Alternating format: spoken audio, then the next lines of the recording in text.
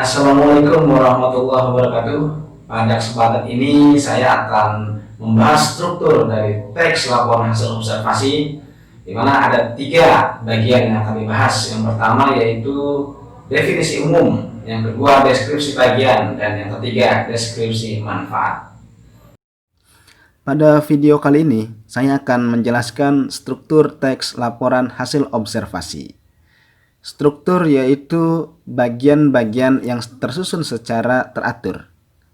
Ada tiga struktur teks laporan hasil observasi. Yang pertama adalah pernyataan umum atau definisi umum atau pembukaan. Yang kedua, deskripsi bagian. Yang ketiga, deskripsi manfaat.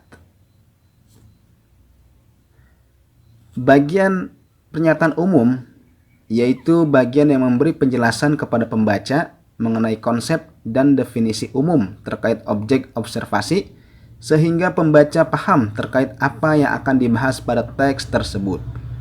Sebagai contoh, pada observasi mengenai minuman kemasan, maka dalam definisi umum atau pembukaan, penulis perlu menjabarkan definisi dari minuman kemasan tersebut. Contoh, minuman kemasan adalah minuman yang ... Nah, ini dilanjutkan sendiri.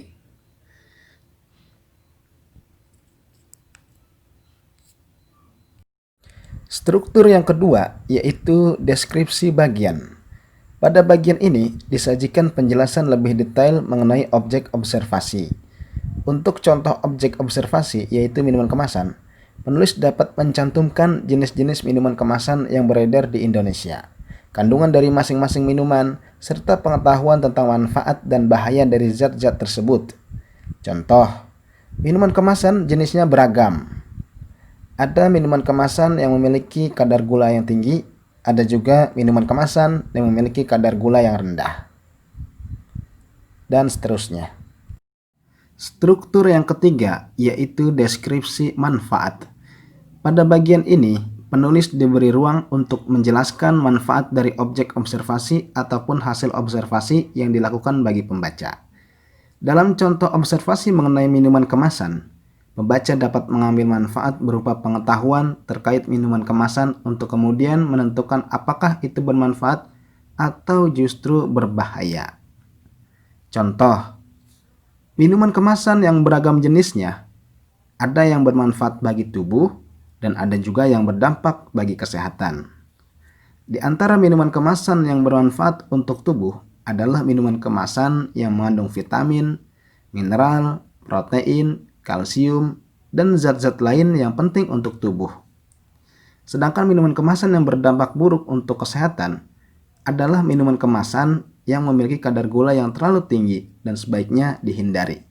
Nah, itulah struktur yang ketiga, deskripsi manfaat. Selanjutnya saya akan membacakan satu contoh teks laporan hasil observasi yang berjudul kupu-kupu. Kupu-kupu masuk ke dalam kingdom Animalia. Artinya, kupu-kupu adalah hewan. Kingdom Animalia adalah kingdom yang anggota-anggotanya terdiri dari berbagai macam hewan. Di dunia ini ada berbagai macam kingdom makhluk hidup. Di antaranya adalah seperti protista, jamur atau fungi, monera, dan animalia. Dari kingdom Animalia, kupu-kupu masuk ke dalam filum Arthropoda. Arthropoda adalah filum yang anggotanya adalah hewan yang berkaki berruas-ruas atau berbuku-buku. Kupu-kupu merupakan hewan yang cukup beruntung karena masuk ke dalam filum yang merupakan filum hewan paling besar dalam jumlah maupun daerah distribusinya. Arthropoda dibagi menjadi 4 kelas, yakni Crustacea, Insecta, Arachnida, dan Mirapoda. Kupu-kupu masuk ke dalam kelas Insecta.